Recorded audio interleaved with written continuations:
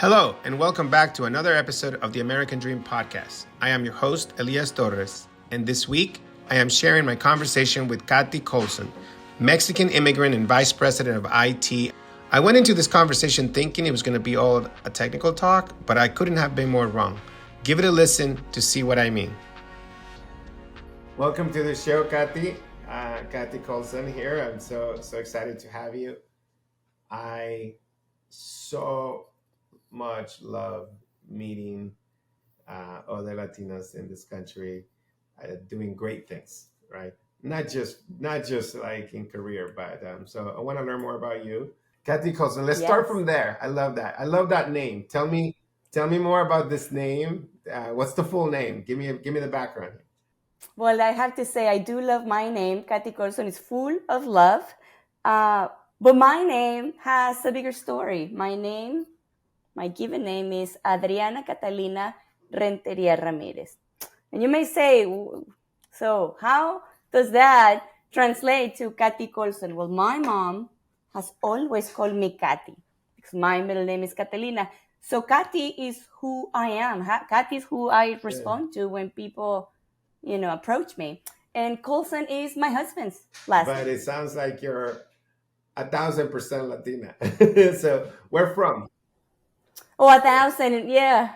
Mexico. Torreón, Coahuila, Mexico. You were born there. What year? What did you do? What was the last thing you did in Mexico before you came here?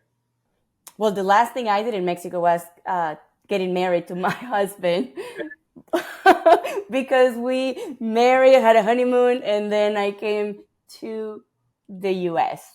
But I was born there. My whole family is there. I have a sister living in Canada. But my entire family, for as long as I can remember, generations back, is in Mexico, from Mexico. And that was my expectation in life. My goal in life was to have a job and a profession that will help me help Mexico.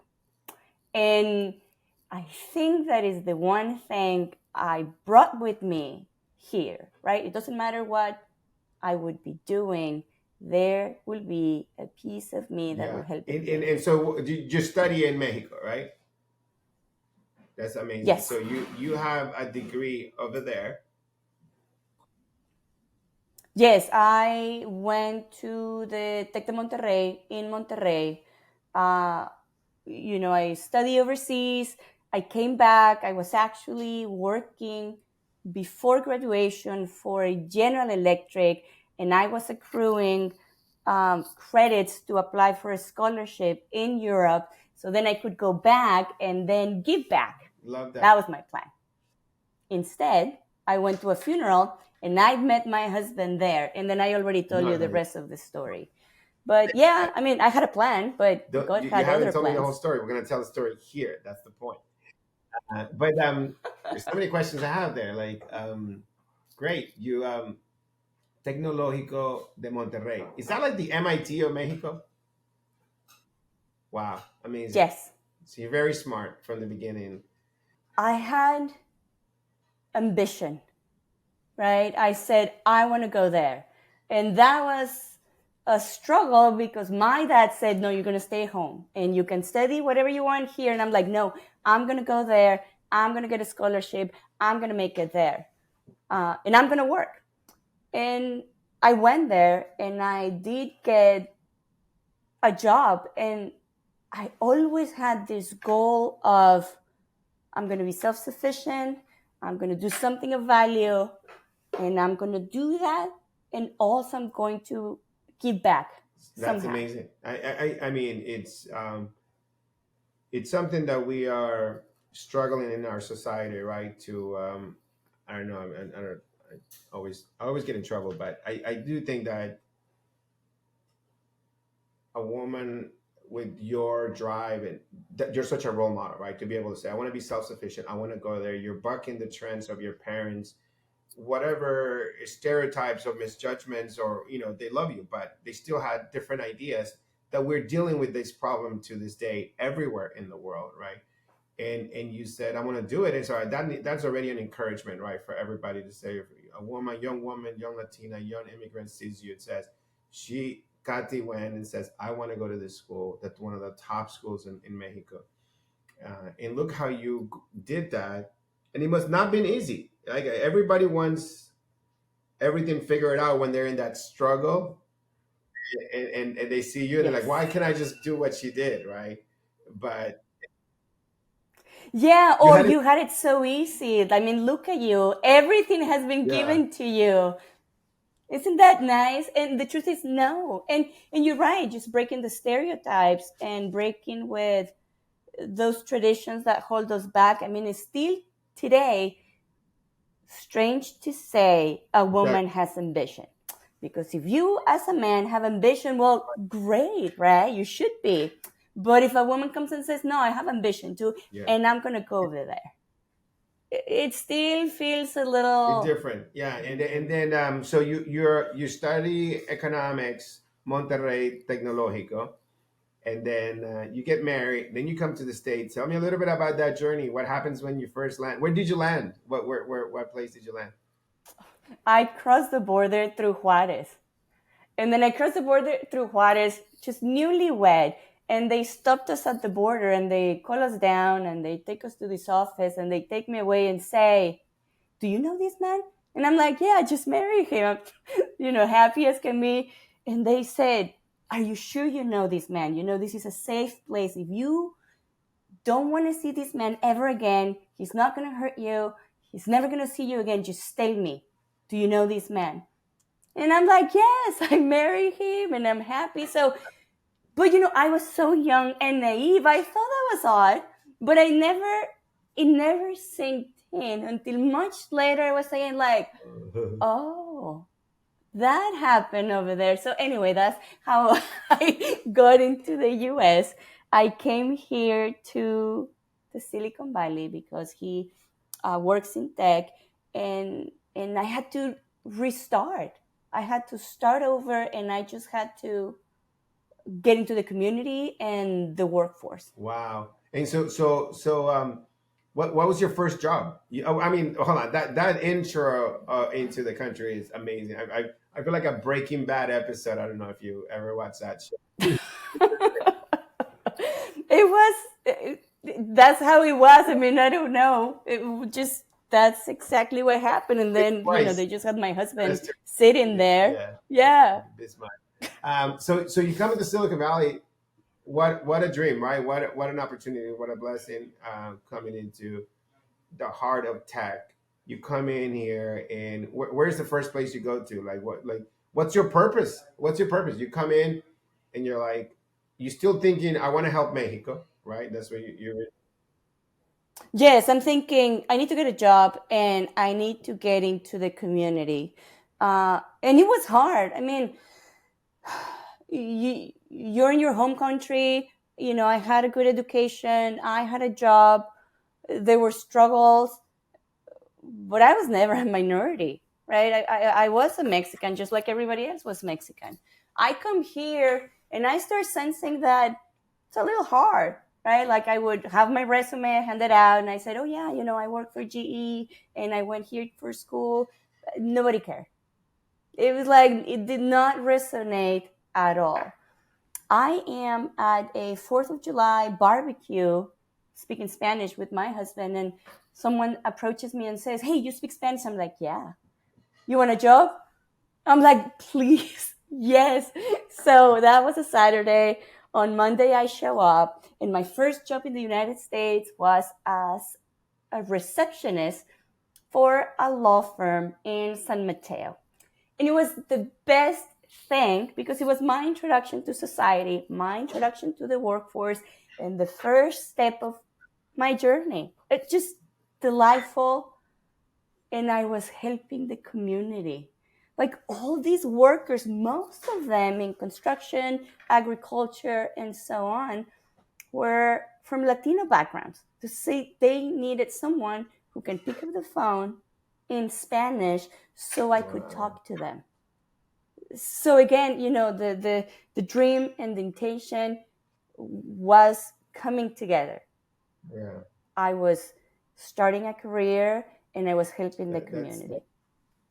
So that was the beginning. look at how beautifully you just explained that of like my first job was like cleaning offices and the grill at Mm-hmm. McDonald's.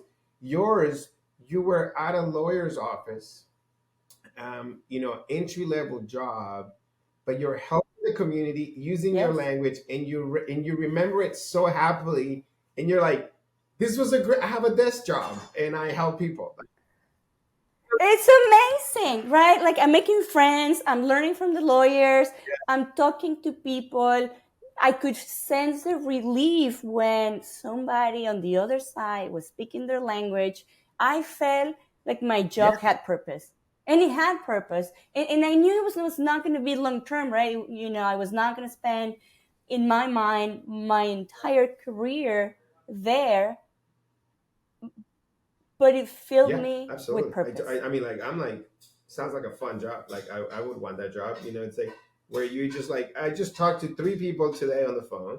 I made that family feel better. I explained what was happening here at the lawyer's office, and look what's happening. So like, you go home and you're like, I did some good things today. This is what we want to feel like, right, when we go home. It regardless of what we get Yes. paid. So then what happens? You're law. Well, then what happens? Then we, I had a really good relationship with this lawyer, best mentor, coach, boss. And then her firm was growing, and another lawyer came in. And this other person came with a different mindset that said, well, you're the receptionist. You should not be befriending the lawyers. Remember, you're here to make copies, so stay making copies. And that Yeah. broke me. I went home and I cried. And then my husband said, you know, you don't have to accept that treatment. It's not right. So quit. And just the realization that I could quit because I didn't agree with that treatment, Yeah. it was liberating. So I did quit, which sounds great, but then you face reality the next day, right? The next day you find yourself without a job. And I tried to find a job, and the next job that I found is the recording for the voice in Spanish for a hotel chain. Yeah. You know, when you call reception and it says, para español, marca el número dos, I was number two. Number two. Yes. So I recorded everything. So if you ever find yourself in the Caribbean at this hotel chain, I might still Oh, be that's number amazing. two over there. And so I see here on your LinkedIn some big names. So big tech. How do Yes. you go Yes. from that world and you break into tech? So the beginning was, you know, this job and then that job and then that job. And I'm thinking, Katty, you have to make something happen. Like you have to take off. I was working then for this startup, and the startup was not doing well. We were training the team in China, and I knew there was a dead end. So I started looking, and Cisco gave me a contract for 3 months. So I had the decision to make to stay at this place, knowing that there was a dead end, or take a risk and go for a 3 months contract. So I take the 3 months contract and I say, these are going to be the best 3 months this company has ever seen. 3 months as a contractor became 6, 9. Then I was I was pregnant with my baby, and my boss said, Katty, we want to hire you full time. Go have your baby, and then when you come back, you know, let me know. So 6 weeks after I have my second baby, I come back to the office. They give me a full time position, and that was the beginning of the journey. I'm That's when working right now go ahead. with a project using AI for the Federal Paid Leave Act to allow mothers and parents and for newborns or for caring for sick family members and job protection, right, for maternity leave, right. And I think that what a great story, right, that it was right after your pregnancy, tech was able to open for you the doors and welcome you full time. But in other places, Yes, this is a struggle, right? So it is a struggle, but you know what it is? It is the human in the company.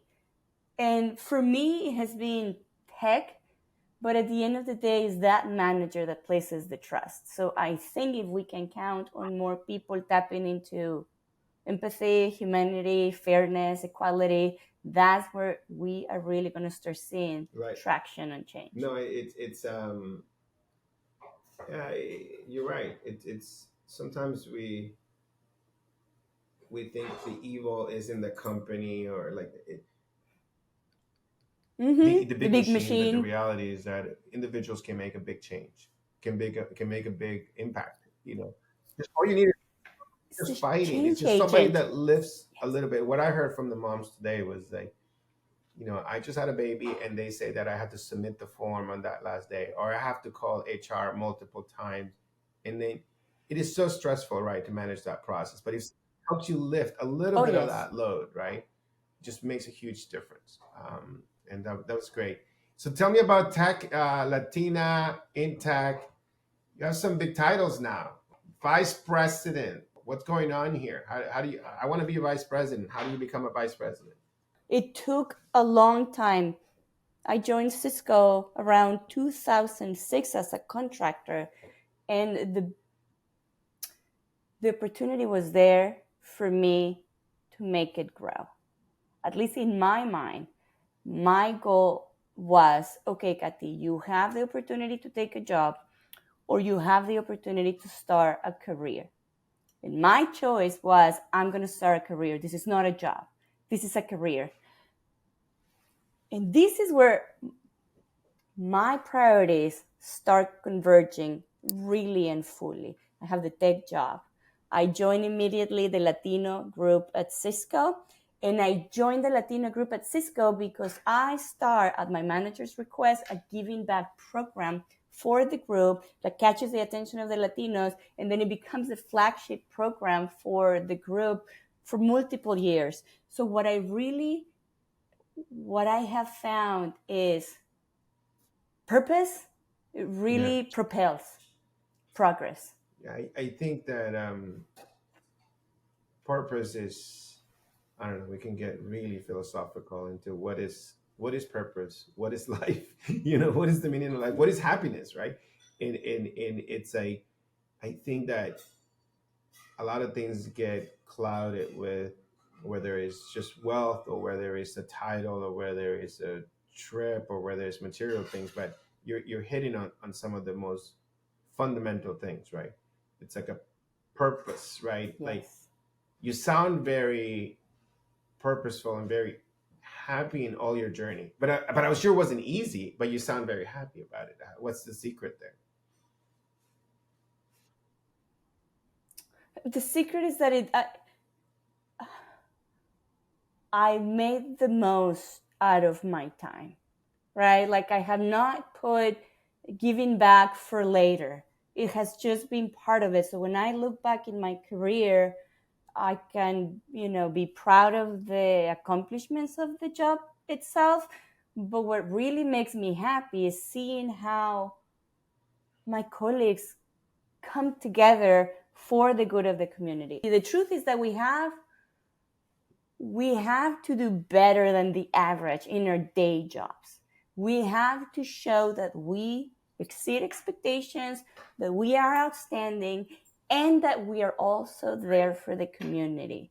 And it can be done. And it really makes you a better leader. It makes you manage your time better. Like it really upskills you in so many different ways because it's good for the community, but it's also good for your networking. It's good for your leadership building, and it's good for you to manage more than But it you was, but thought it's you could. like, but people are so unhappy with their jobs. But the fact that you had that just made your job so interesting and powerful. I tried. I gave it all, with the family, with the work, with the community.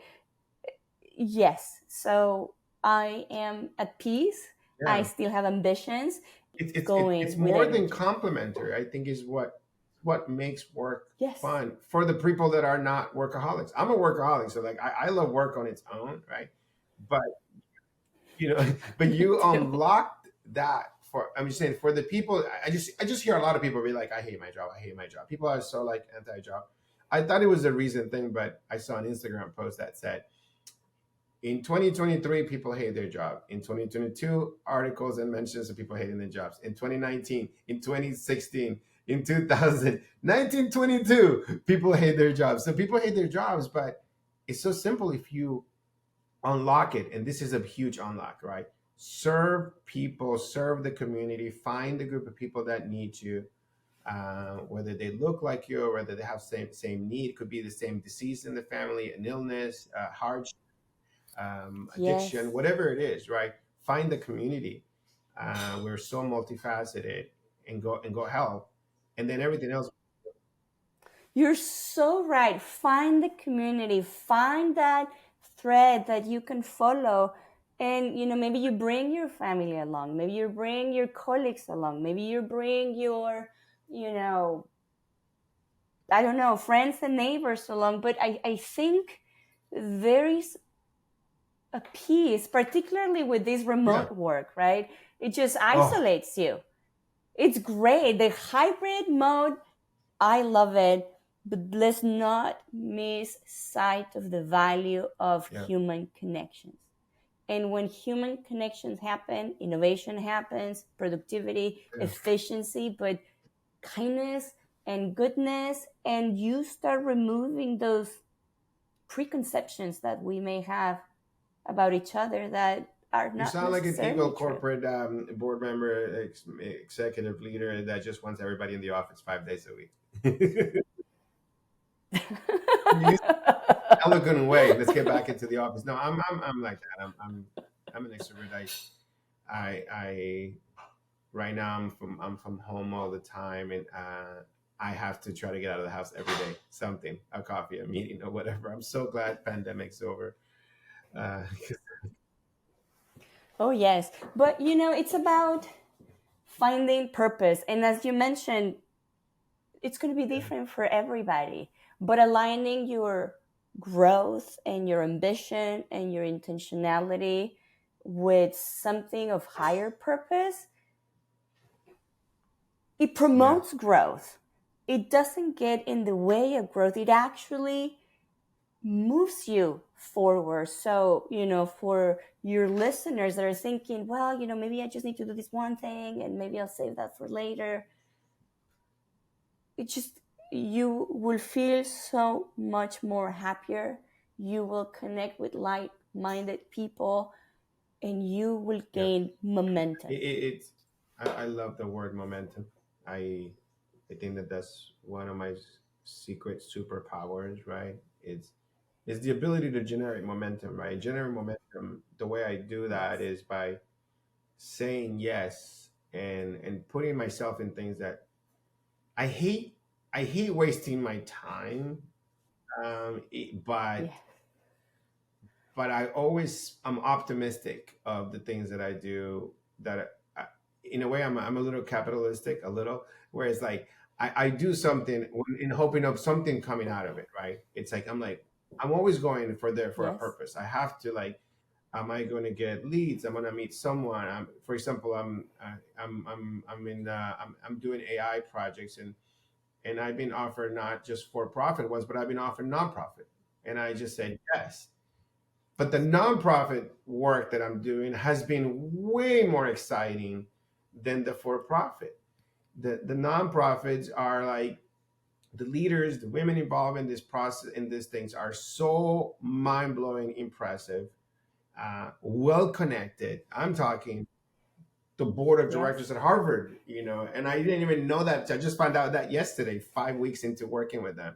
I don't even look up. I'm not even doing the research. It's like, you just call who? And you invited this person? And you want to connect me with McKinsey? And I'm just like, I'm having more professional excitement in my work by working with nonprofit leaders.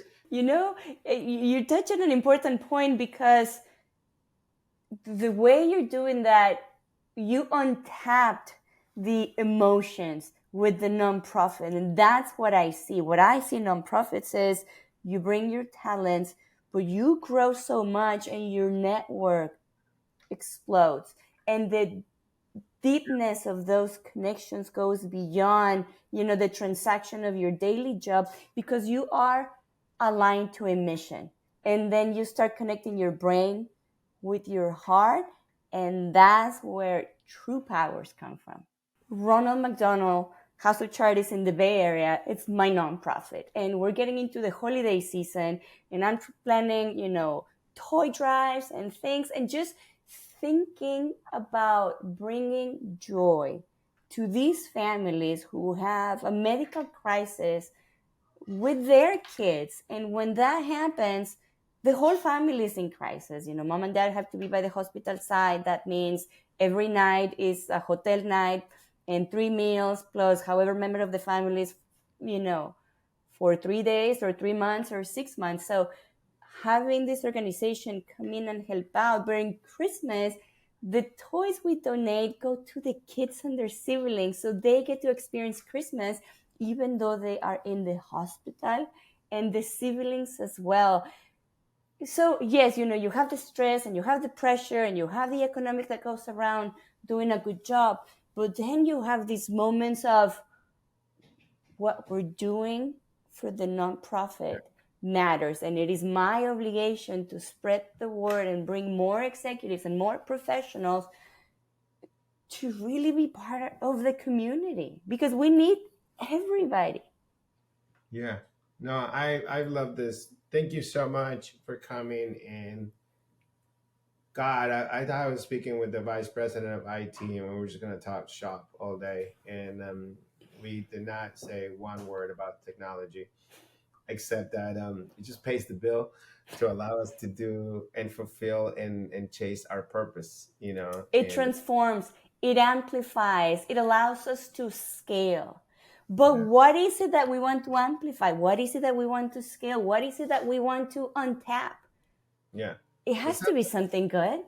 Yeah, we turned this into a full therapy session. Like, this is like a motivational thing. I just wanted to hear your story, and I wanted to know how much you made and how much stock you have, and that's sweet, and inspire people. Go get money. Instead, we're like, no, community, and help. Yes, do good and do good.